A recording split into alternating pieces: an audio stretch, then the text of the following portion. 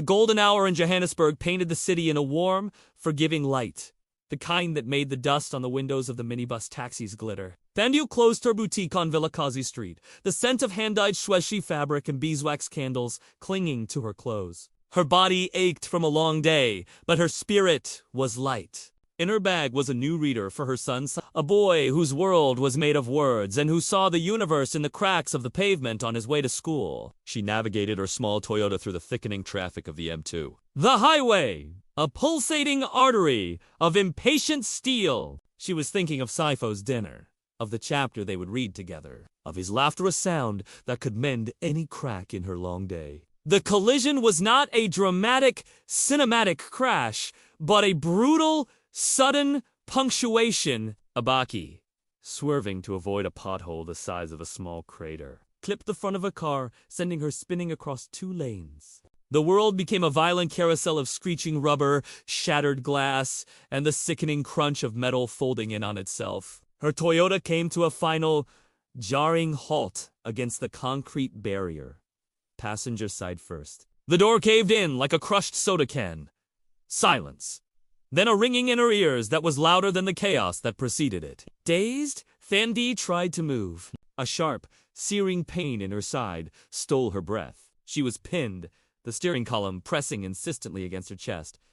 The coppery taste of blood filled her mouth. She could see the fading sunset through the cracked windshield, a beautiful, indifferent orange. Then, the first phone appeared, held aloft by a young man in a reflective vest. It screened a tiny, cold blue rectangle against the warm sky. Then another, and another. They emerged from the stopped cars like digital mushrooms after a rain. A circle formed around her wrecked vehicle, not of people, but of observers. A silent, ghoulish audience of silhouettes backlit by their own headlights. Help. Thandi's voice was a ragged whisper, lost in the hum of idling engines. Please. But no one moved forward. A woman in a smart business suit framed the shot, her thumb hovering over the record button. Hey! Look at this one! Someone said, their voice casual, conversational. She's finished. The phones were steady. They zoomed in on a face, pale and beaded with sweat. They captured the trickle of blood from her temple, the way her hand trembled as she tried to push the airbag away. The scene was lit by the cold, clinical flash of photographs being taken. Somebody call an ambulance, she pleaded, her vision starting to tunnel. The circle of faces blurring into a single, monstrous eye. I'm posting it to Twitter, a voice announced. Hashtag JOBURG traffic. Hashtag accident. Tag Inca, another suggested. Thandi's mind, foggy with pain, struggled to comprehend. This was not help. This was a performance. Her suffering was the show, and her audience was concerned with angles, lighting, and hashtags, not with the slowing, labored beat of her heart. She thought of Saifo.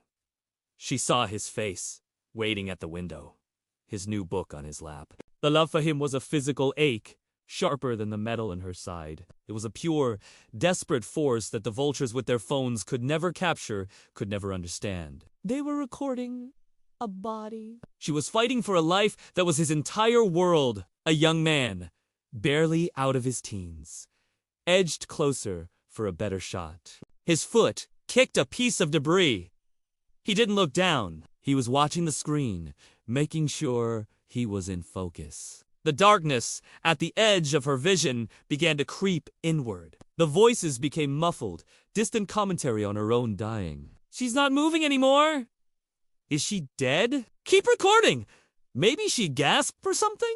The last thing Thandio saw was not the face of her son. Not a memory of her own mother, but the tiny, glowing red eye of a smartphone camera, held aloft by a faceless stranger, capturing her final, solitary breath for the endless, hungry scroll of the world. When the paramedics finally fought their way through the gridlock, urged on by a single, frantic call from a motorist too far back to see the spectacle, they found a circle of people already dispersing. They were checking their views, their likes, sharing the video in WhatsApp groups. The lead paramedic, a woman with weary eyes, found Thandoa's phone in her bag.